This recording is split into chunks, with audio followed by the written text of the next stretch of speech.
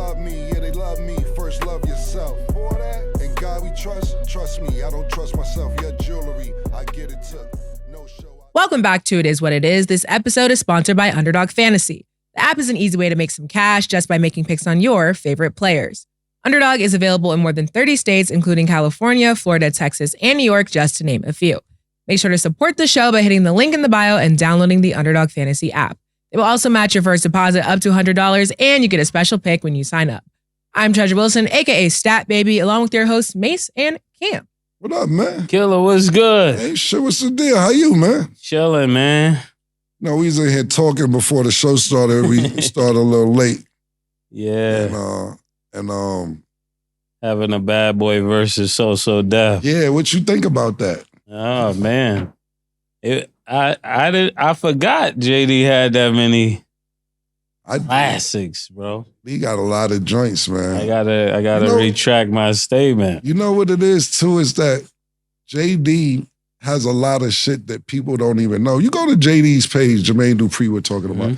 If you go to his page, he's in the studio like last night fucking with shit. He's like, he really makes beats. He's still active. Yeah, he's still active and he got a lot of songs and shit that you probably don't even know he produced because he's not jumping in the videos like he used to do and so on and so forth. But when Crisscross came out, like, they be forgetting about, Crisscross? You don't know. I got it. No, I might if I hear it. She didn't know that Drew Hill record with the Brad on it. That was crazy. I knew a lot more than y'all expected me to know. You want to dance? Yeah, I make it. Then JD, let us know if we got the rights to play the music. One of these days we gonna have a little JD joint up here. Matter of fact, me and Mase might just have a 5-10 minute battle one of these days of our own bad boy against So Def. But see, this is the thing, Mason, and I'm not getting whatever, but are you going to participate? The real question. Because that might bring some leverage if you're going to participate. Now you're on both sides. JD gave me the money. He cut the real check, he said. Now that'd be a whole nother story. Now, if you're not participating, I'm going down south, man. I got to go down south. Be looking forward for that. Well, today we are joined with our analyst, Maurice Clarett. Mose, what up, baby? Okay, what's the shirt today? What we got on today, man? What's the shirt? Nigga man, OJ. Nigga man. That's crazy. Nigga That's that crazy. nigga suit up. Nigga suit got a zipped up. nigga suit zipped up. Yeah. Let's go. Juice gonna like that. Yeah. They got that nigga suit zipped up. with the O on his chest. That's crazy. Man, we gotta talk. He's too creative and people want these shirts. Man. Yeah, we gotta get these shirts together. Yeah, he said all we missing is a count. Everything will be ready to go. So maybe next week, Friday, we'll be announcing the launch, hopefully, if we get everything together. Mm-hmm. Yep. Okay, so this is a real interesting topic that we're starting with. So former LSU wide receiver Kayshon Boutte is being charged for illegal online gambling. He allegedly placed over 8,900 bets, including some on LSU football while he was in school. According to the warrant, he won a total of $556,000, but used most of the money to make additional bets. So thoughts on the situation in his case? And then what's your opinion on active players making sports bets? Real quick, before we move on, because just brought up LSU. Shout out to Dawn Stanley. Yes. In South Carolina. Yeah. Last night, put on a phenomenal performance against LSU at LSU. Tickets was going for $3,000. The joint was packed an hour and a half before the game. I watched that game from the second half on. LSU was up at halftime. And what I have to say about that game real quick, because listen, that was the most exciting game probably this month. Basketball-wise, men, women, college, NBA, whatever. There was a nail-biter down to the end. That's probably the best game that I watched. And what I'll say is this. When it's time to shine, it's time to shine. And Hall showed up. And she's working with a whole cast of new starters. Hall showed up. The center showed up down the stretch.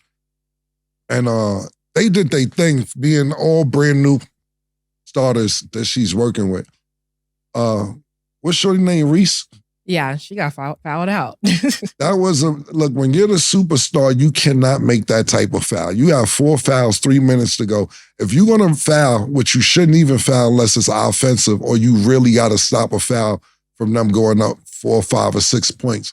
I dig it. The game's tied. You throw your arm in there and get a foul. Angel Reese, as a superstar, she disappointed me. She really did. She really did. And we're hearing things all off season about Angel Reese, whether it's the boyfriend, whether she's not eligible because of grades, whether she's getting suspended a couple games. And I want to tell her now, look, a lot of people love you. A lot of people like you for basketball. And remember, you're here and notice, at least to our eyes, because of basketball. You know what I'm saying? Don't forget that. Don't forget basketball. I know you're making a lot of NIL money. I know that you're in love. You have a great boyfriend. But a lot of this comes from basketball. We wouldn't have been buying Michael Jordan sneakers if he wasn't playing good basketball. It wouldn't have been no Jordan 2, 3, 4, 5, 6, 7, 8, 9s if he wasn't playing good in basketball. So don't forget, and I'm not saying basketball, because they'll come back and say, well, basketball is not everything. And I'm not talking about her, just people in general.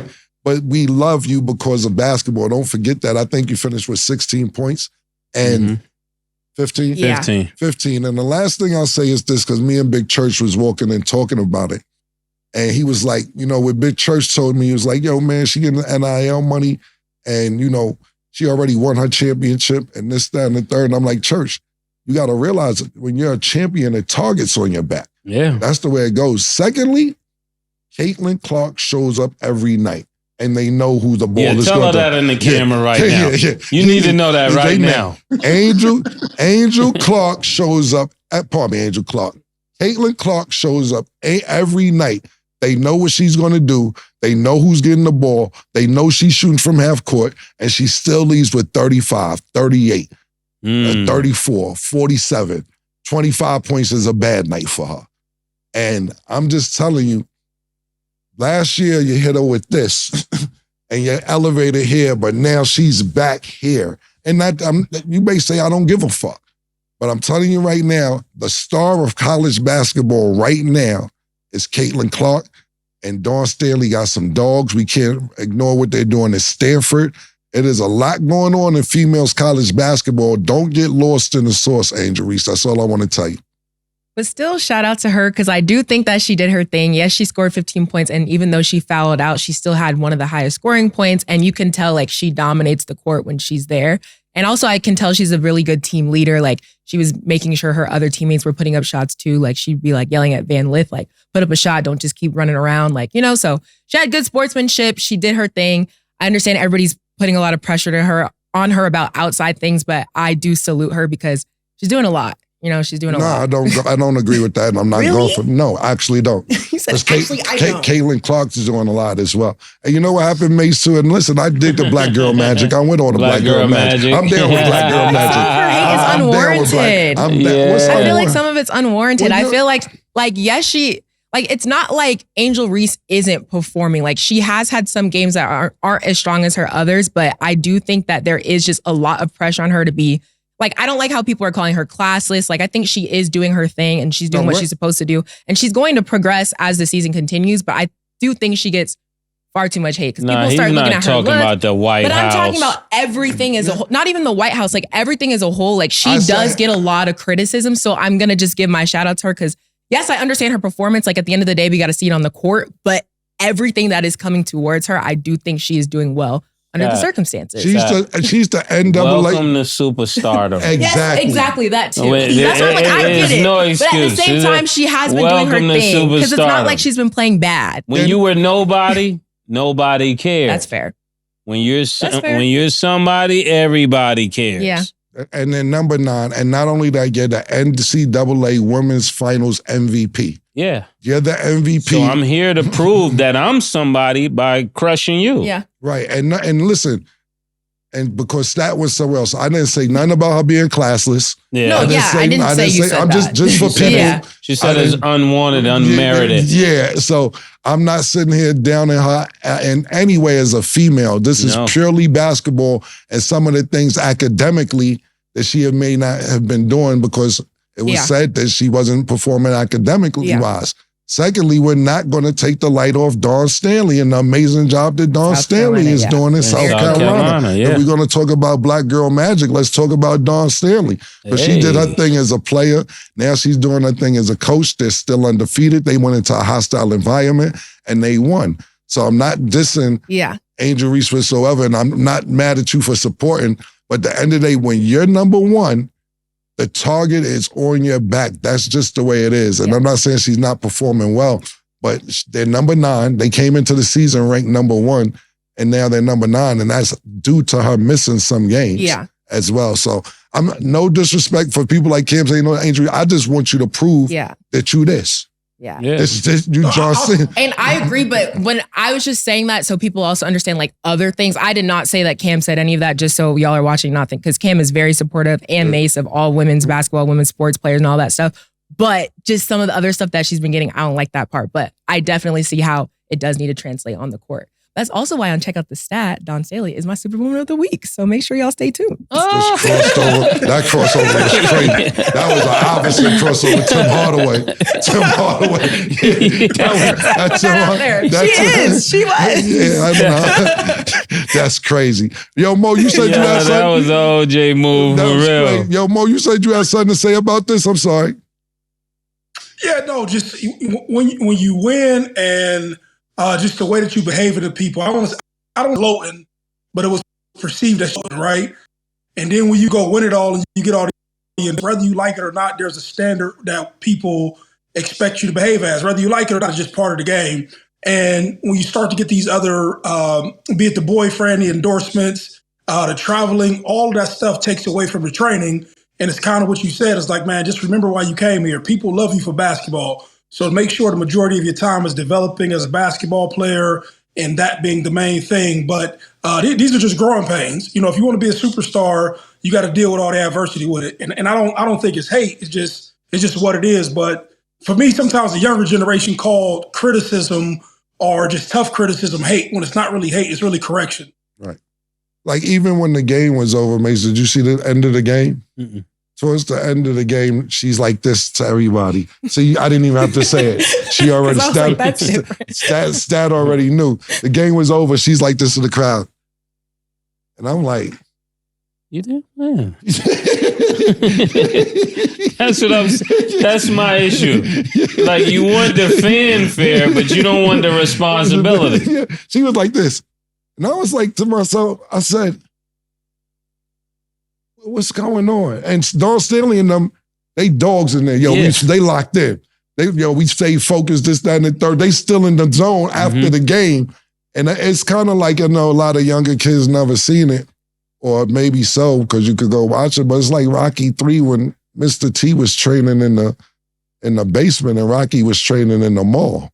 And it was like, when it's time to fight, you saw exactly what happened when they fought each other. I know it's a movie, but it was a great correlation because you can't be that happy to lose. And what I think is this: I don't believe that she was really happy, but I believe that she didn't want people to see her mad. But sometimes you want people to see you mad. Fuck that.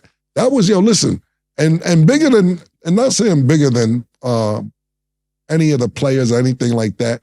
We have to put a lot of respect on women's college basketball, even the WNBA as well, because them tickets was going for $3,000 just for this game. And the stadium was filled up an hour before anybody got there. Like I said, it was the best game I've seen at least in the last month, any basketball-wise.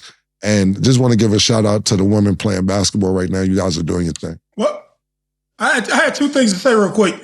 You know, Caitlin Clark was here in Columbus. They played Ohio State.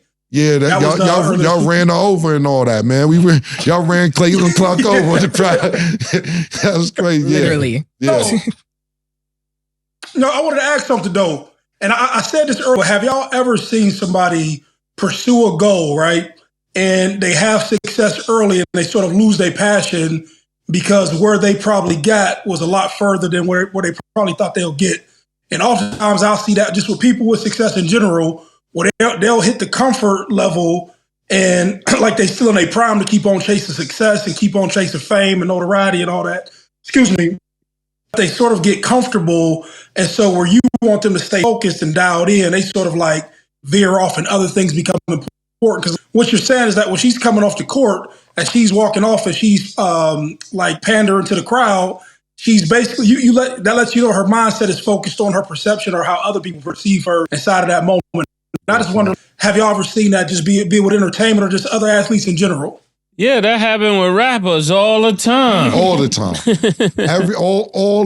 More than not.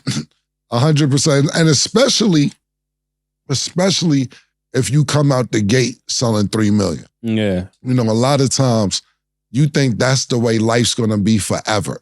And you sit there and say, okay, I went triple platinum.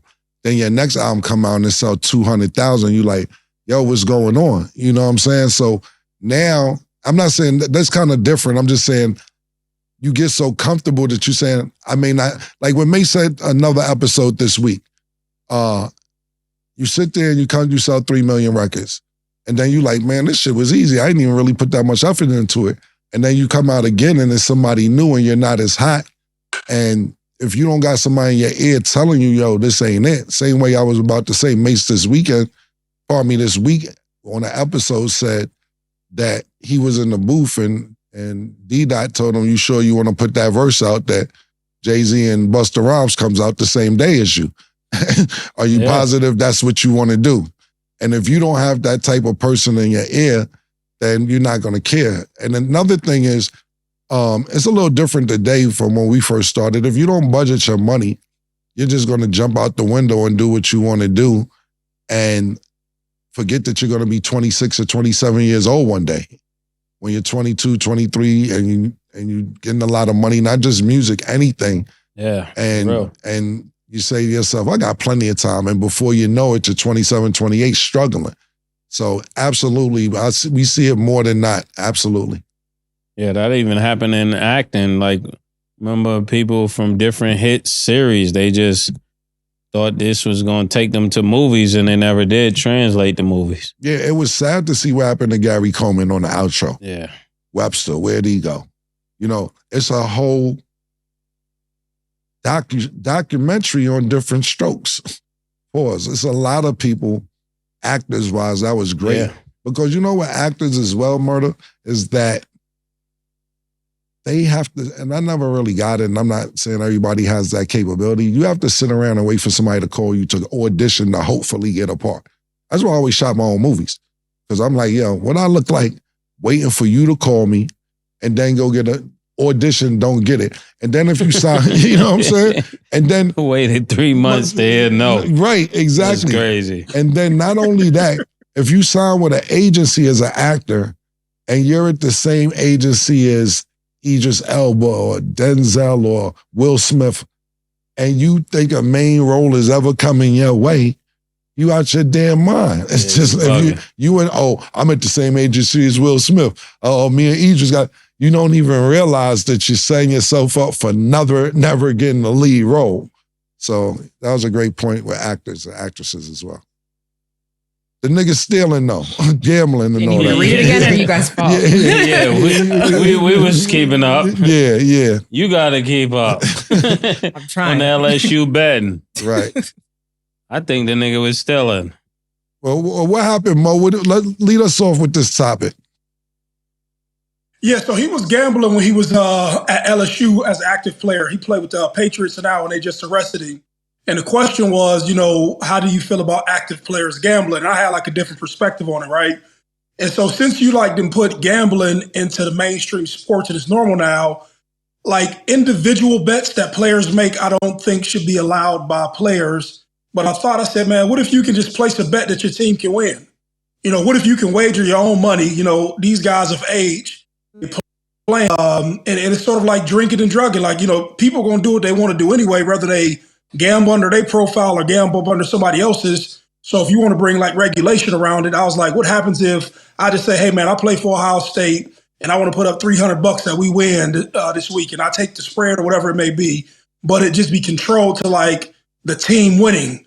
And, you know, I don't know. That was just my thought about it. But like, it's more of a progressive way of thinking about sports and not making it so like you make like gambling like this evil thing that you got to stick on the outside of the game. But how do you determine that it's not cheating if I be like, yo, we going to lose, especially if I'm betting on me? I think it probably would even be different if you was betting on another team. But if you're like, yo, we going to lose by 6, and then you sitting there with the touchdown and you don't go get it because you got money on the line, I think that's what they're trying to control.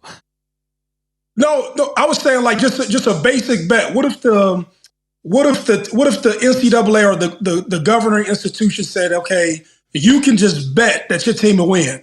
So take the spread out, take everything out. Just hey, if you want to bet, you can bet that. That's it, right? And I would imagine he's not the only dude betting in college. You know what I'm saying? Like, you have to figure college kids are around each other. They jumping online. They probably signing up under different profiles, connecting different accounts or whatever. And I'm pretty sure somebody told on him that was probably mad at him about something. But I just thought to myself, like, instead of being resistant towards it, could you ever get to a place where you're open to just say, hey, man, you have one bet that your team can win, and like, that's it. You know, that was just my way of thinking about it. I didn't know y'all thoughts on it. It would have to only be winning. Yeah. It would have to only be if we're going to win, and that's the only bet that they could probably make.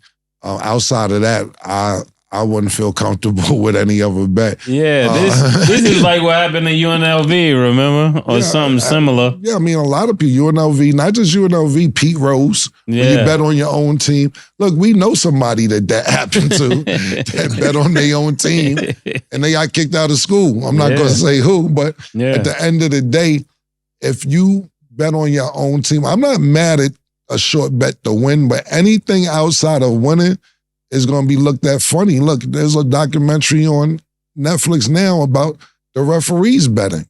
And they and they're controlling the game, and they're saying this going to be this fouls and making sure this guy goes to the foul line. And in that same docu-series, it's another basketball player, I can't think of his name, who was he was the next nigga up too, man. That nigga was nice.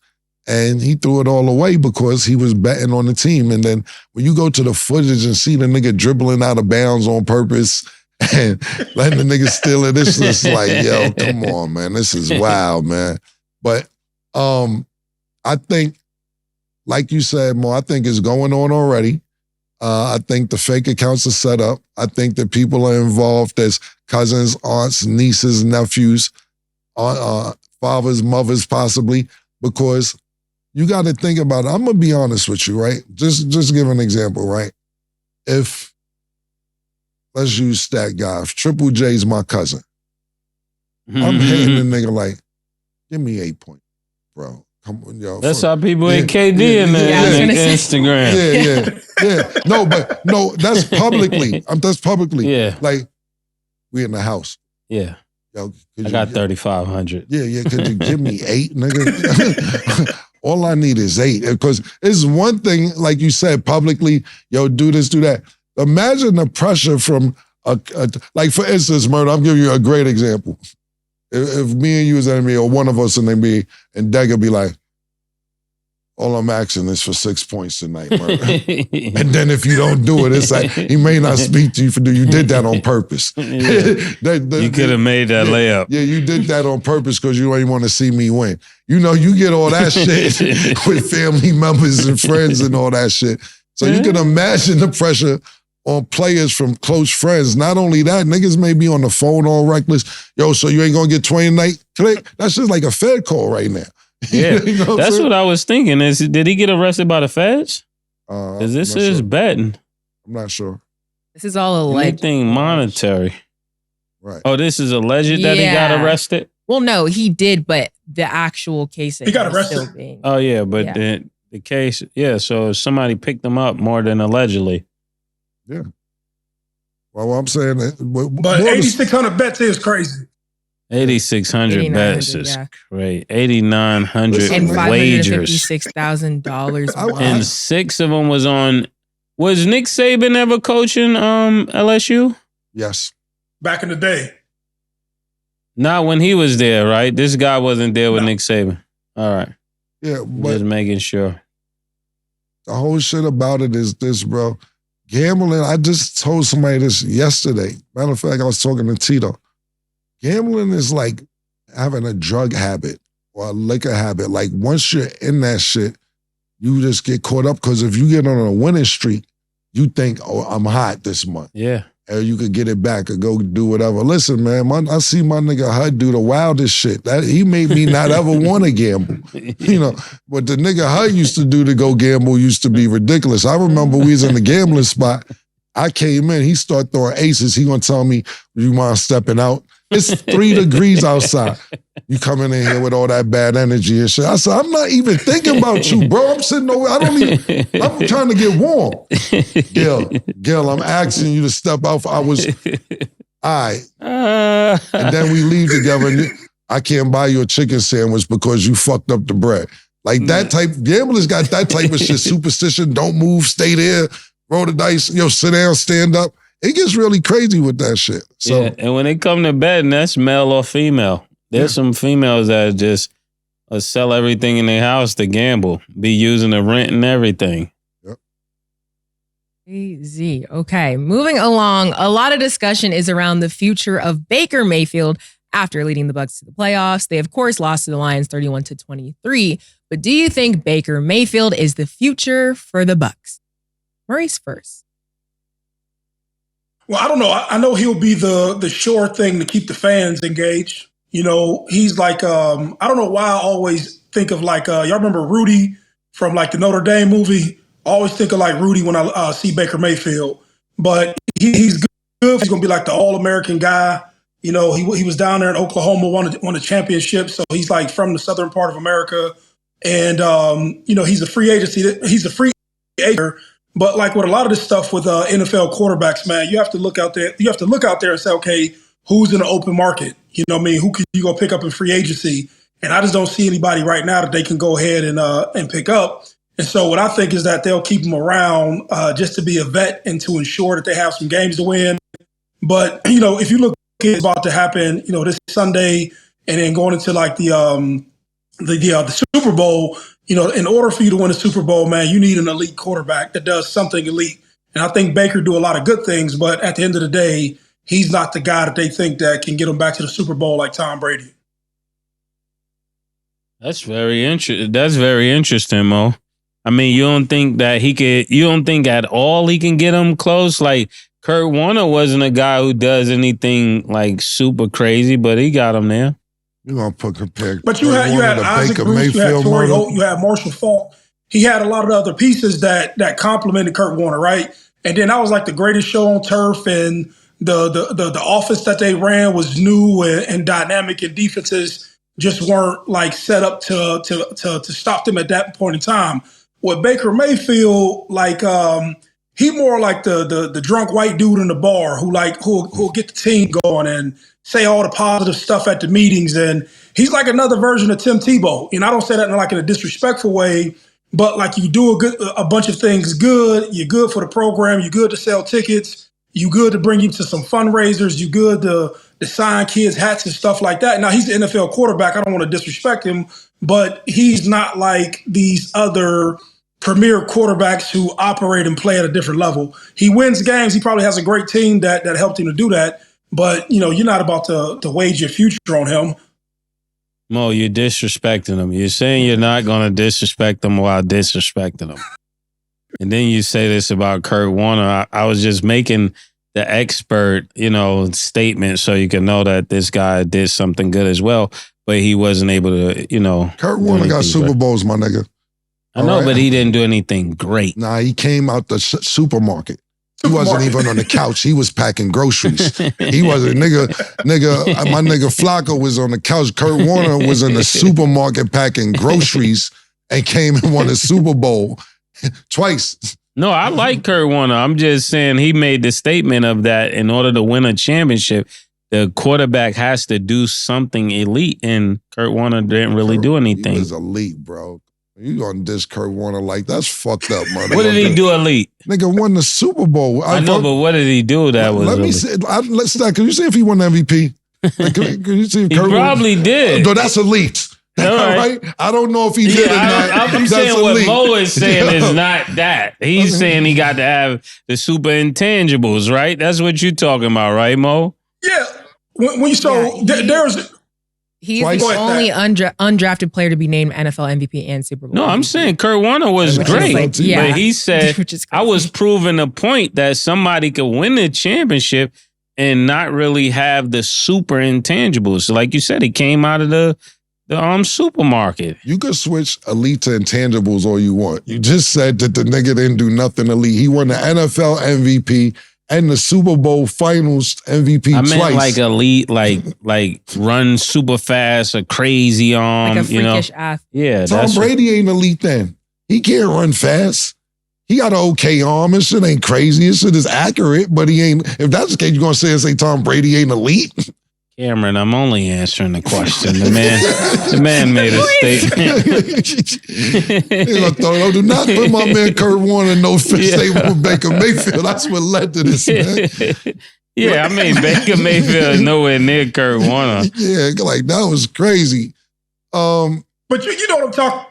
You know what I'm talking about. Like you have dudes in the NFL who can play at like the top 1% level at their position. So when you talk about Tom Brady, you're talking about elite game manager, elite decision maker. The placement of the football all over the field is accurate, and that's him. And his personality. Like Baker Mayfield doesn't have that. You know, he doesn't have like that elite quality about him. He's got drafted. He's won the Heisman. He was a great college player. But when you look at him across the NFL, you don't look at him and say, man, there's one thing about him. Like, so you take Lamar Jackson, right? Or you can take the quarterbacks who in the playoffs now, and you'll see like the guy who ends up rising to the top to take their team to the Super Bowl is going to be like an elite quality. Patrick Mahomes, he has elite qualities when he's playing. Baker Mayfield, he's good, and he's in the NFL. So I don't want to disrespect the fact that he's in the NFL. But when you're talking about premier players, he's not a premier player that you'll say,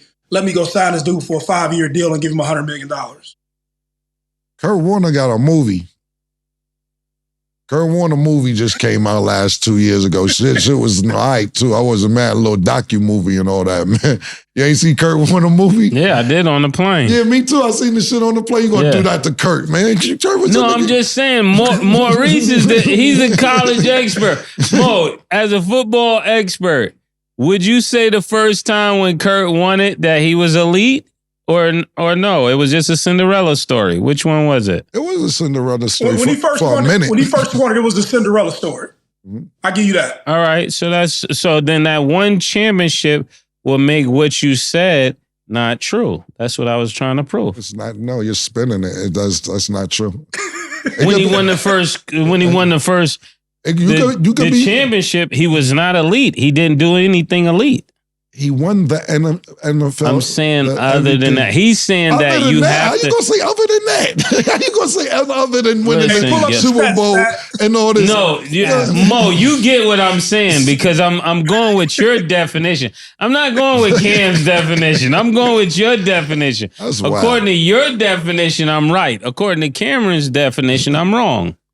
I get it. Look, my thing is you could be Cinderella and still be elite. That's true. Cinderella could be elite. I don't know. She just lost the slipper. If she had kept it on all night, she would have been elite the whole night. Kurt Warner ain't never take his slipper off. She stayed on the whole season. You're right. I'm saying he wouldn't have been in a supermarket if he was elite, right? Is that correct? No, can I give another example? I'll give you Ja Morant. Ja Morant wasn't wasn't offered any scholarships by the luck, by somebody being hungry enough to go get Doritos from a vending machine, peeped in the B gym, not even where the main players was at, and seen somebody amazing. Then he ended up getting one scholarship, to Murray State. And look at all the greatness we would have missed out on if somebody wasn't hungry. We would have missed out on greatness. So great point, Cam. Okay. Great point. Now let me add on to that. When Ja was acknowledged, Ja was a teenager. When we go get Kurt Warner out of the supermarket, how old was he? This is true, but what I'm trying to say, the same opportunities are offered to everybody, and sometimes it gets looked over. Jerry Krause didn't even want to bring the Bulls back after they won the championship in '98. You don't want to bring Phil Jackson, Michael Jordan, Scottie Pippen, and Dennis Rodman back together. Sometimes people are just bullheaded and they don't understand what greatness is, or they're part of greatness, so they think they're better than what's going on. It's different scenarios. So what was you're talking John about. Starks great? He John came off the streets. John Starks to me was very good. I wouldn't say great. He was better than the average. He was an all-star during his time. I wouldn't give him Kurt Warner. I wouldn't call John Starks. And to New York Knicks fans, John Starks is Kurt Warner. That's why I asked you that. Yeah, but that's but you're right. You're 100% right. People gonna be like, Killer, how you do that? Like he's Nick royalty. Don't get it fucked up. You said they came from the supermarket. Because to me, John Starks didn't get it done. Kurt Warner got it done. He didn't win. He didn't get a championship, let alone the finals MVP. And not only that, him, Patrick Ewing, Charles Oakley, and the crew had 2 years to do what they had to do. They had 2 years to do what they had to do when Michael Jordan left. So I know New York fans is going to be like, what, John Starks? Because y'all love y'all some John Starks. And I get it. I know he came off the streets, but he didn't do what Kurt Warner did. Back to this nigga, Baker Mayfield. Look, if I was Tampa Bay, I would keep the nigga because he sells tickets. You don't have another quarterback in play right now, but I would look what's left over in the draft. When you keep him around, I don't know what pick they're going to get in the draft because they had a great season. Well, not great season. They finished one game over 500. But I would definitely see it's a lot of quarterbacks coming out this year. See what quarterback is left when it's your time to make your draft pick if I'm Tampa Bay. And if it's somebody that's good enough to pick, I would pick a backup quarterback because Baker Mayfield has no consistency. What happened is this: he was this big star in college in Oklahoma, like you said, do a lot of theatrics, wave the flag around, plant the flag. Dance. Yeah, plant the flag on other niggas. Shit. That's why when Nick Bosa played against the nigga and sacked the nigga, Nick Bosa looked over a nigga and waved the imaginary flag and planted the shit because he did it against Nick Bosa's school. Look, as far as an NFL player, he had one great season when COVID was going on. He was 11-5 during the pandemic. The Browns thought, okay, it took him a couple years to get here. And then the very next year, back to 6-8. Year after that, they said, look, we don't really want him around like that because he's a distraction. He's loud. And then, of course, because he has a personality, he's getting endorsement deals. But the endorsement deals go back to what we were just talking about the last topic. If you're not playing good, they don't care. When them niggas was 11-5, Baker Mayfield, every commercial, see him here, Taco Bell, State Farm. I ain't see Baker Mayfield in the endorsement commercial in about 1.5 years, 2 years. I could be wrong. I'm just saying, when he was winning, he was on every other fucking minute on TV. And that was the point we was talking about with the females last segment. If you don't do what you do best, the people that's going to give you the extra money outside of your deal don't want to fuck with you because you're not a winner. He goes to Carolina. He's 1-5 in Carolina. He goes to the Rams the same year. He's 1-3 there. And then he got a good opportunity here at Tampa Bay. Look, Tampa Bay division sucks. Somebody had to go to the playoffs. It didn't even make sense that they hosted. For real, because the winner of every division goes to the playoffs. I was going to say that. He did take them to the playoffs. But they're in the same division as the fucking Carolina Panthers. Like, somebody has to go. They shouldn't even host the playoff game because the winner of the division hosts the playoff game. The Eagles had a better record than them. Yeah. There's no reason the Eagles should have not had the home playoff game. I don't know what the NFL got to do to fix this system, but it's fucked up that these niggas with these records are hosting home playoffs games. It's just fucked up. I would keep them. The answer to the question is I would keep them and see what's left over in the draft. So let me ask you guys this before we move on. So apparently Russell Wilson is a logical spot for the Bucs, and then Bucs also, as of right now, have the number 26 overall NFL draft pick, or they can re-sign Baker Mayfield. So what would you do? Russell Wilson, number 26 draft pick, or re-sign Baker Mayfield?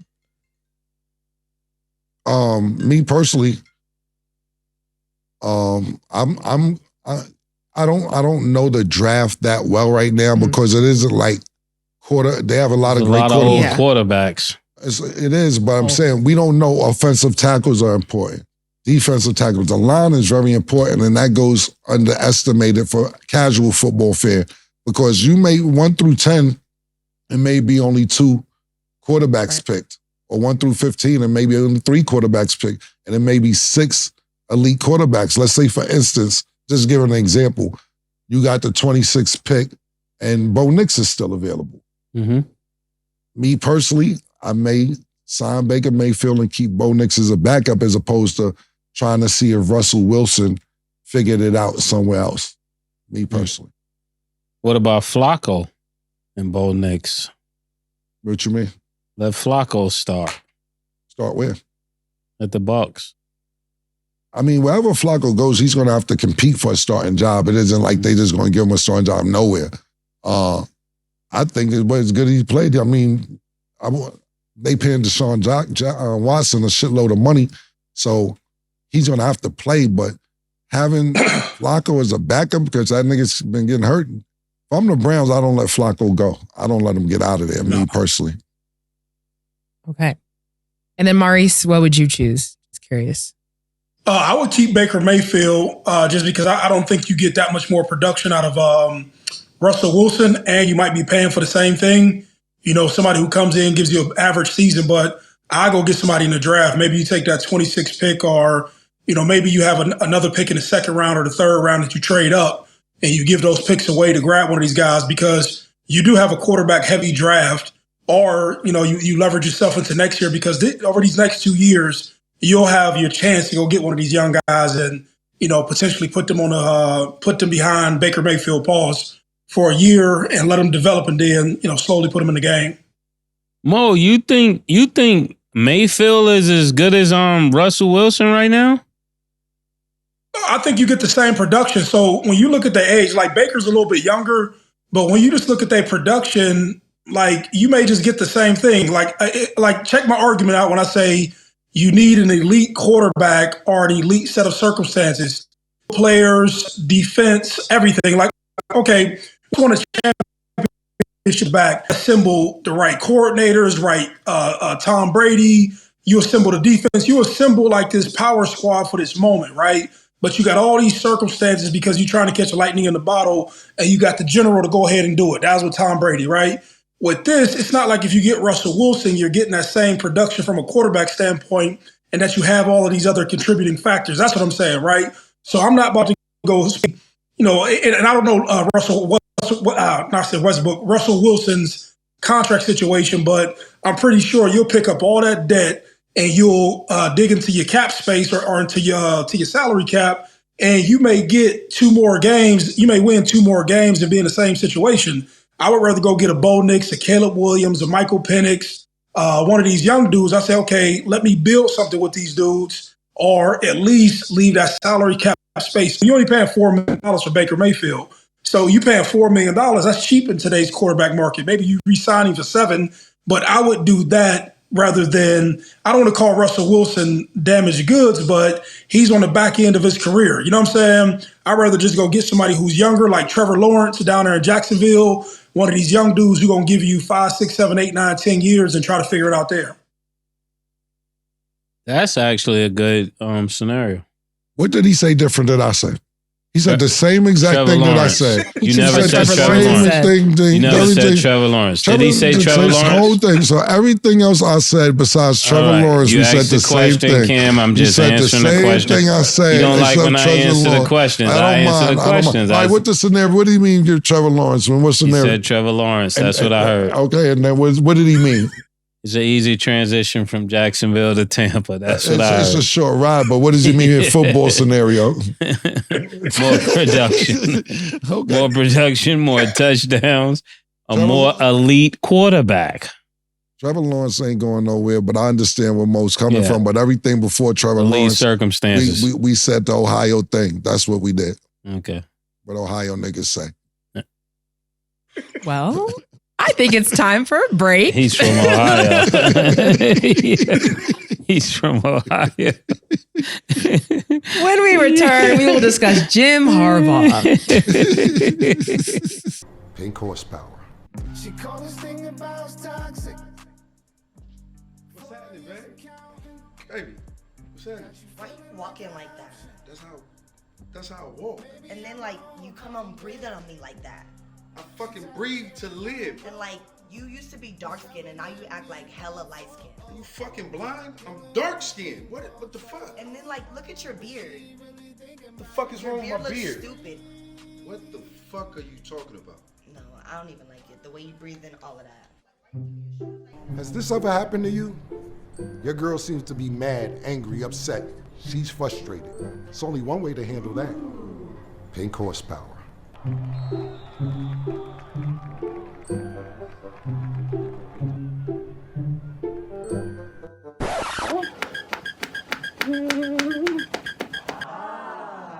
No, But your breath is really refreshing. No. I'm just trying to give you a massage. Plus, have I told you how good your beard looks lately? It looks so good. No. PHP. It works every time. Wait, where you going? Welcome back. Let's get into our Underdog fantasy picks of the day. Tonight, Cleveland will play the Bucks. Donovan Mitchell is at 30.5 points. Do you have him higher or lower, Mase? 30 points? Mm-hmm. I don't got him higher than that. Lower. I'm gonna go higher. You might be pissed. Damian Lillard been named a starter for the All-Star team, so he might got a little attitude. Like, word, he just coming on with a start. I'm gonna go higher with Donovan Mitchell. Okay. Giannis is at 6.5 first quarter points. Do you have him higher or lower?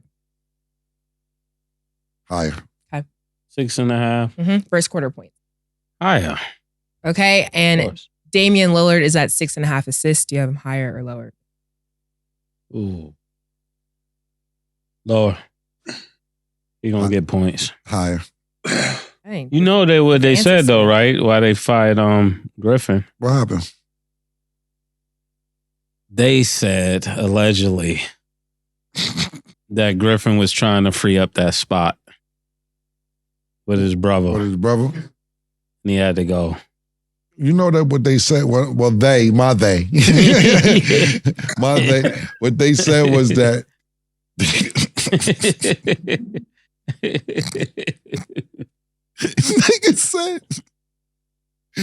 nigga said that Griffin told Giannis, look, at this point, we commit insurance fraud, having them on the team.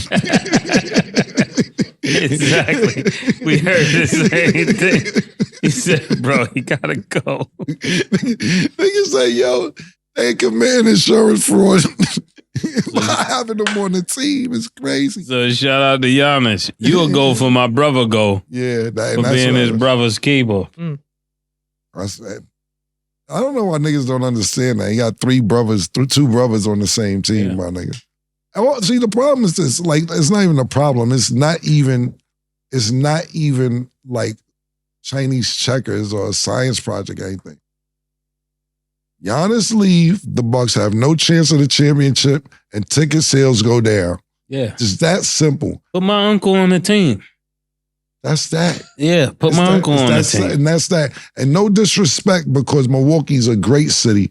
Mase has people he works with there. I've been there several times. It's a wonderful city. But to a basketball player, it may not be the most attractive city to go to. It's attractive because Giannis is there and makes it attractive. Soon as you lose that, you lose everything. Back to Terry Cummings, pause, and all that. Exactly. You go back to that. So do what that kid says, because if he throws a tantrum. Yeah, and it's not that his brother might not be good. It's just, I told you he's on the team, bro. Stop talking to me about that spot. Yo. Yeah. And that's he's on the team. Yeah. He's not practicing. I didn't ask you about none of that. That's that. Shout out to Giannis, D-boy in the league. Right, and not only that, look, it was a time when Giannis he wasn't Giannis that he is now, but they seen the potential in him. And his parents got turned down 2 times for their visa. And you know, if you get turned down 3 times, that you never could get one.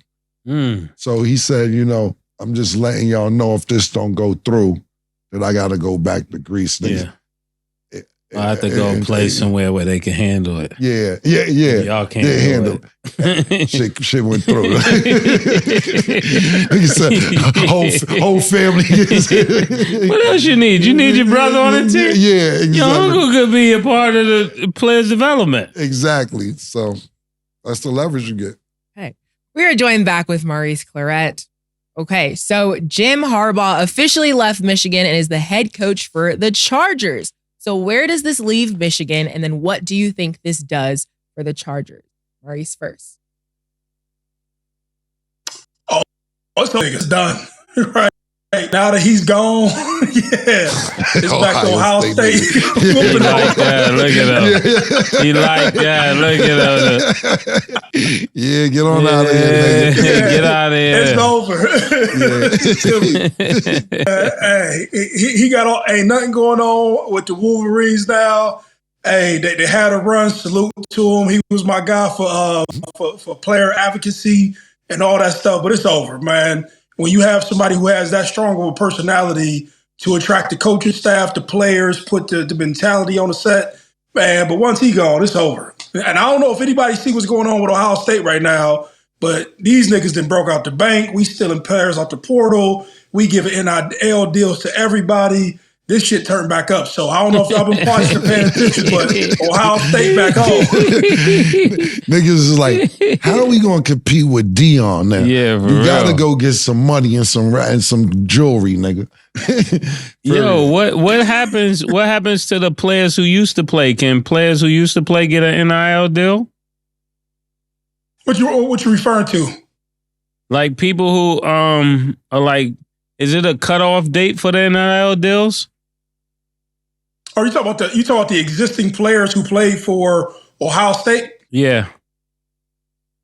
Yeah, they can get it, but to what Cam said was that basically we went into the portal and anybody who was transferring that had a name, basically Ohio State took them. Like the kid from I think he was at Ole Miss with Lane Kiffin, Quinshawn Atkins brought him up here. You know, said the SEC last year in Russian. Went to go get the kid from Kansas State, Will Howard. He came up here. The kid who was the number one defensive back at Alabama. Once Saban was gone, we wouldn't have got him.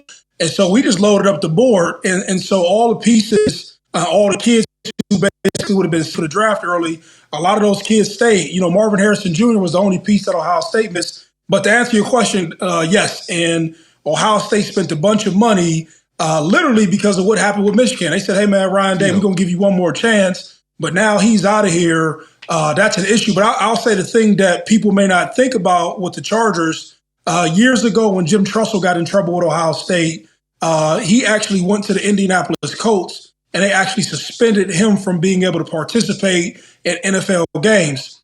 So the thing may be if something happens with Michigan after this investigation, they may force Jim Harbaugh to be suspended for NFL games. That's yet to be determined because the investigation ain't complete. But that is a factor that may come up down the road. And even when he said he tried to sign for immunity, he was really probably trying to sign for immunity because if he goes to the NFL and he has no immunity, then the infractions that he made in college football, they'll follow him to the NFL. And I don't know like how that actually ties through or who made that deal, but whatever you do in college follows you to the NFL. That's crazy. He won his championship. He's advocating for players. He missed 6 games this year. He's not gonna stop the attitude he has. He asked for immunity. Niggas say we can't give you immunity. Niggas say you act like I can't go to the NFL. I'm going to the NFL, but I think the penalties will be far less than what it is in the NCAA. So he busts a move. You got to realize he busts a move. We're going to be the highest paid coach in college football, period.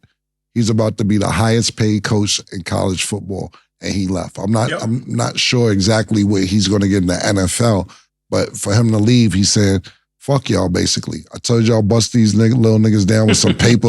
Y'all niggas not looking out for them. Y'all suspending me because I'm saying what's right. I got Mase. I promised y'all niggas a championship. I played here, came back to my alma mater, won a championship. I did what I had to do, so it ain't like I left on no sucker shit. I'm out. It's kind of like LeBron James got Cleveland a championship. And he went and did what he had to do after that. Don't say I ain't deliver y'all what I said I was going to do. Yeah. Now, as far as him with the Chargers, I think it's a great look. I think it's better than what they had last year. I think Justin Herbert needs a coach because he's on the cusp of being a superstar. He's right there. And I think that they'll get the right pieces around him.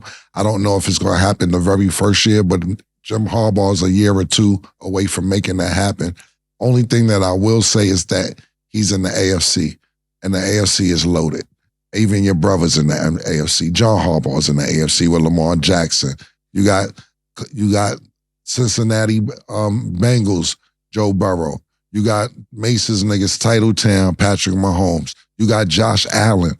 You got a loaded AFC. And that kind of makes me fuck with the nigga too. Nigga said, Ed. Yeah, but a little bit less than 18 million. You going? Yeah, to where? To the Chargers. He may have got 30 in college. We don't know. He was going to be the highest paid player in college football. Coach, pardon me, in college football. And it was about to be stupid. So he may have made more in college. It's just all the bullshit that comes along with it. And I like the fact that it's more teams with openings as coaches that's in the NFC. But he said, no, I mean, my brother, what's up? Let's do what we got to do. And like I said, the AFC is loaded. So for him to go to the AFC, I give him a lot of credit.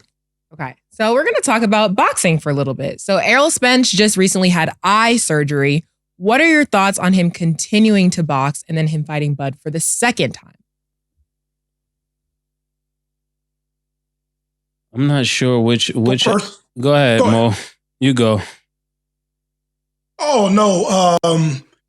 I don't know. I boxed in junior high and high school, right? And when I used to box, and I think about Errol Spence, man, people, when we would go to tournaments or just that you would just see fight along the way, they would take a brutal loss or get beat up real bad. And it will be something that's lost inside of like either them getting beat up in the gym from too many sparring matches, or they go to an actual match, man, and they just get brutalized. And the dog that basically made them who they were, they just lose it for whatever reason. I don't even know what you call it, but anybody who's ever boxed know what I'm talking about, right? Or if they've seen boxing long enough, they know what I'm talking about.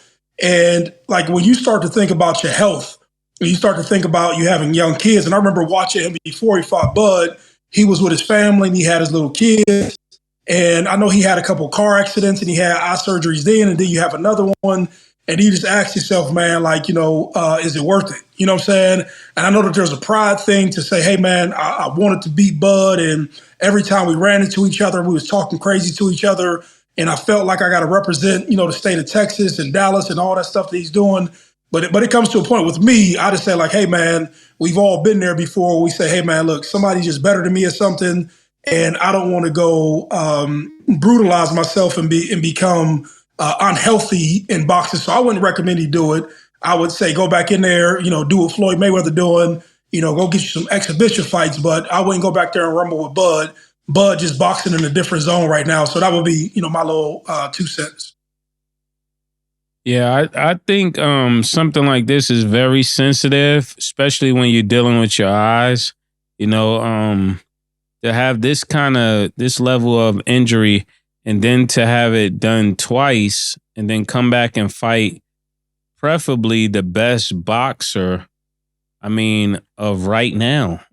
It makes absolutely no sense. It makes no sense. Sometimes you got to know when it's just like, even if you take another fight, it will be cool to do. But to have 2 eye surgeries and then fight Bud Crawford is like, it's like asking for a demolition course for real. Because Errol Spence is a good fighter. He's a great fighter. He's a Hall of Fame fighter to me. I really like him, all the fights he had before Bud. But sometimes people just got your number. And the things that you do work well for what they do. And this is one of those situations now that I saw the fight. There's no way he's beating Bud. And it's going to happen faster in my sight. Pause. He ain't got no charity fights, Mo. He ain't Floyd Mayweather. You ain't gonna see no charity joints. You forget about that joint. His skill set is not high enough. His popularity's not high enough to get Floyd be over there fighting Chinese kickboxers, nigga. Like you're not that popular. Nigga. Like your popularity is not Floyd Mayweather to get that $10 million exhibition fight. You're barely getting $10 million for a real fight, let alone an exhibition fight. You can forget about that shit unless you don't take a few tens of thousands to do it. But nah, you can't do what Floyd Mayweather done as far as exhibition is concerned. Mase made a great point. Both of you guys made great points. Your odds are nothing to play with. I agree with what Mase is saying, but I believe that this loss haunts him too bad. I think he's going to go back in there, whether me, Mase, Mo, Max Kellerman, what's my other nigga, all the boxing officials, Larry Merch, I don't give a fuck who it is. He's going back in there because his pride is on the line, and it wasn't even like it was close. He got demolished bad. Yeah. So he was saying that the reason that he's doing the eye surgery because he been needed it and he couldn't see the punches coming. So this is like Martin. You remember Martin when he said there was 3 of them. It was like 10 of them. It was like, no, it was just one person. I'm just telling you was part of the eye surgery. And respectfully, when it comes to Errol Spence or any fighter like this, right? You take Deontay Wilder, or you take Mike Tyson, or you take Errol Spence. It would be the same if it happened to Gervonta Davis, right? When you're such a fighter that fights in a bully style, when you lose, it's harder to come back than a slick fighter who got knocked out, or any kind of fighter that just got a high skill set, because your whole aura is based on being a bully. So once you see a bully get bullied, it's really no other thing we have to respect, and that's the sad part about being that type of fighter. What do you think about that? Yeah, no, I agree with you. Bud made it look easy, man. And anybody who's seen that fight, they're surprised at how easy it beat Errol Spence. You thought it was going to be a better fight. Like Deontay Wilder, when he fought Tyson Fury those times, that was a heavyweight fight, slugging. And then at the end of the first fight, it kind of got away from Deontay and he still won. But in the second fight, he beat him real bad. And then the third fight, man, I didn't want to see Deontay Wilder go out like that, right? I'm still of the thought that, man, I get the youthful pride thing where you feel like, man, I'm this tough guy. But at some point, man, can you have somebody in your corner yo, bro, we still respect you, we still love you, but we don't want to see you be a circus act. You know what I'm saying? Mm-hmm. And I don't know. I hate to see dudes go out and they just bruised and battered, and somebody close to them could have been like, yo, bro, we still love you. We still care for you. You had a great career, but we don't want to see you get mopped up like that. I'll give you a prime example. Mike Tyson, right? When Mike Tyson lost a fight and he lost it to some random dude, Mike Tyson at the end of the fight, he gave the dude a kiss and he was like, yo, bro, I shouldn't even be losing to dudes like you. I'm done, right?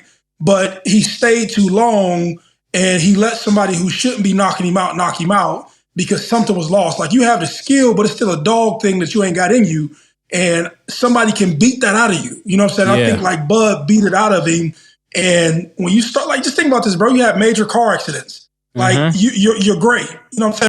No, but he was fighting well after that. He was fighting very well after that, because remember, after the car accident is when he beat Danny Garcia. But what I'm saying is this: after you take that kind of beating pause, just like when it came to Cotto, if you go fight somebody else, you can get back that dog. But when you try to be prideful and try to get it right back, that end up being a problem, because after you get knocked out twice, the next person has absolutely no confidence in what you're talking about, and they're trying to get you out of there faster because is the toll has been taken. Listen, as soon as the fight was over, and listen, y'all want to be logical, I'm down with y'all. As soon as the fight was over, the trainer said, we going to get him next time. We got him. So it's not niggas around him.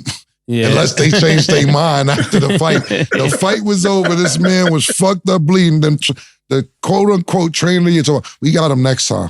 We got in the ring. We got him. So if you don't have the people like Mase just said, because I totally 100% agree with Mase just said, if you go take a couple warm-up fights to get back to that fight. Yeah. But if you go right back in there, same thing like you just said with Deontay Wilder. Then he get knocked out twice.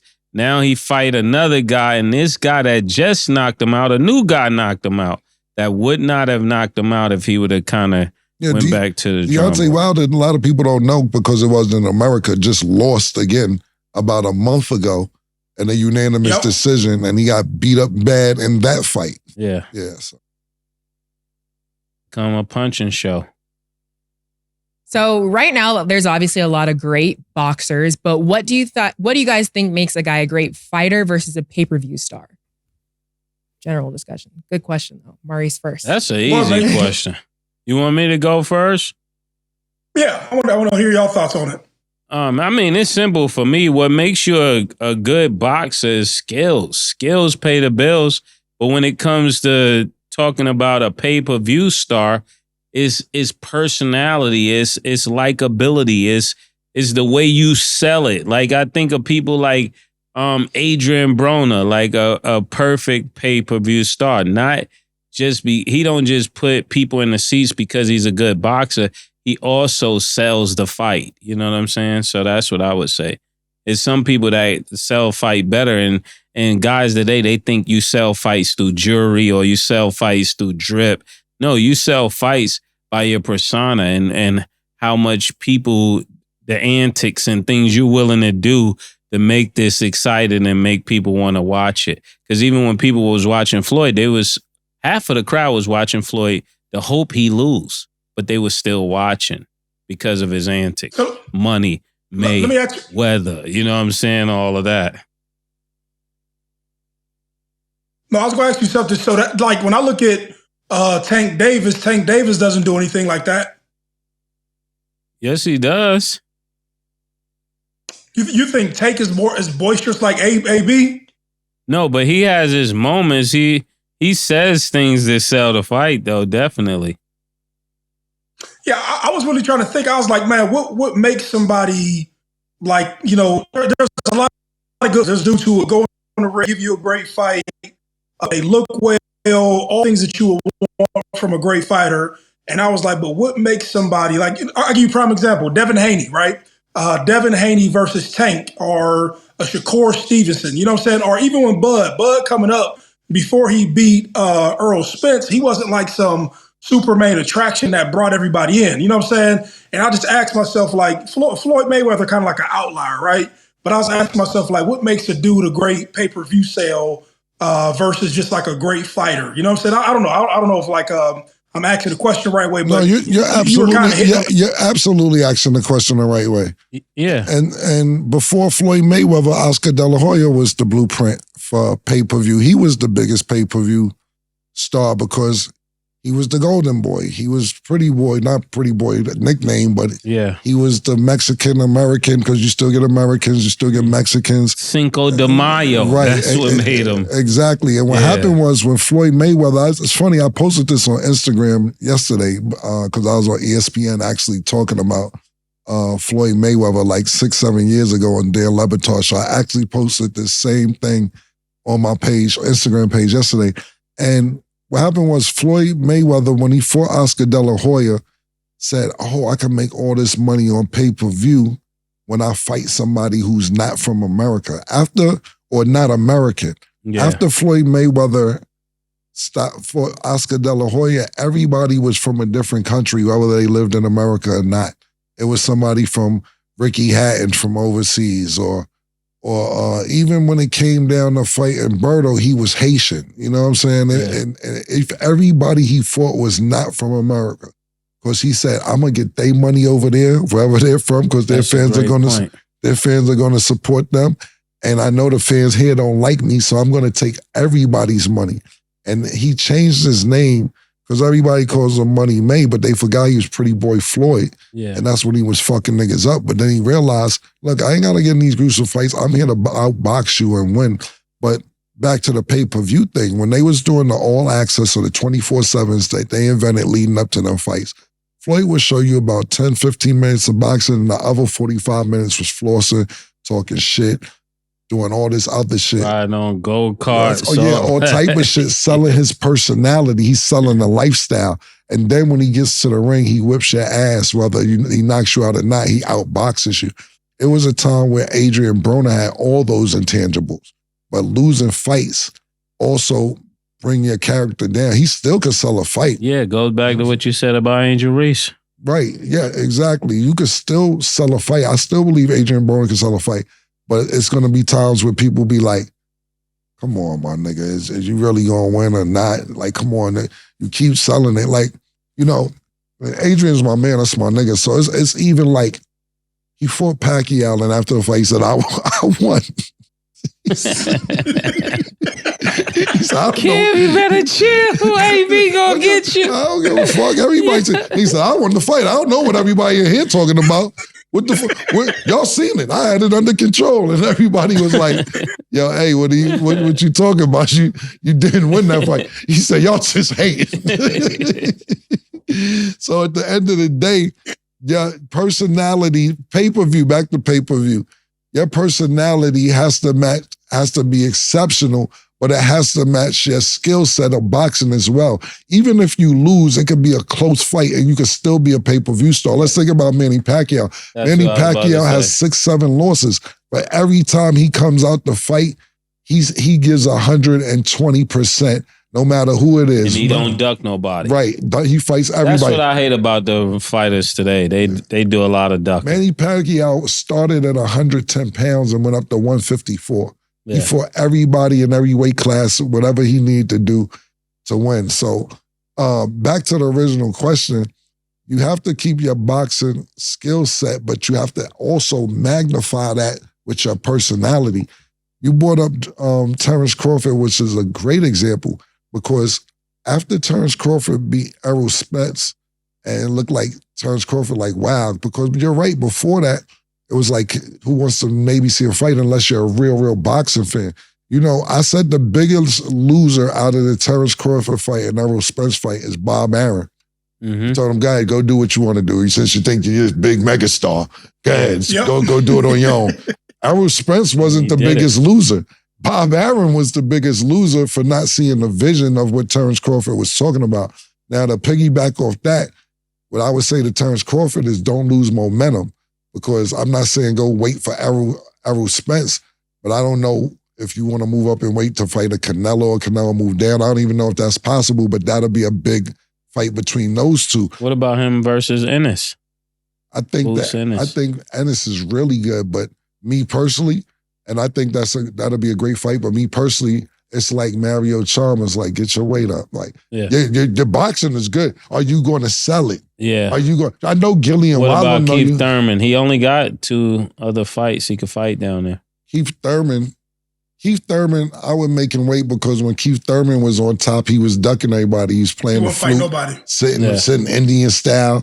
Now, you want to come back and talk about, I'm ready now. Now, when you had the belt and you was on top, you ain't want to give niggas an opportunity. Now, would it be a good fight? I would love to see that fight. But a nigga like me, I'm ignorant, I've been like, fuck out of here. When I was trying to holler at you, you was acting stupid.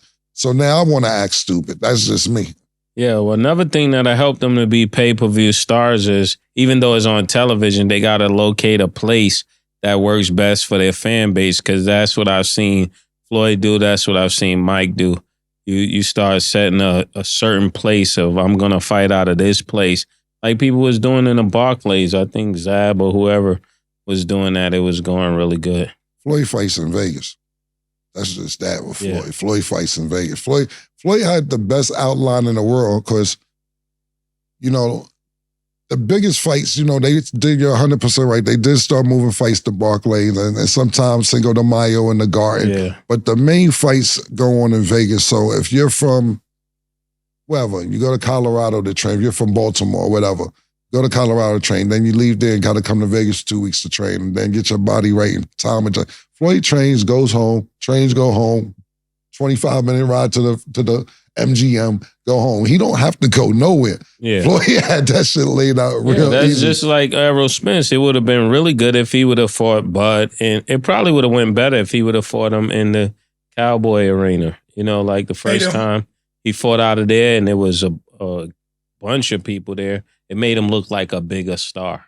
Yeah, well, I'm totally agreeing with you with that because that's what kind of what he's saying, what Mo was saying. You can't draw that big crowd and outside of where you live. Yeah. You know, it took Bud Crawford to get that Vegas look. If you ain't fighting in Dallas, is everybody's name. Like, for instance, I'll give you a great example. It's even now Tank got it because he brought Tank up. Yeah.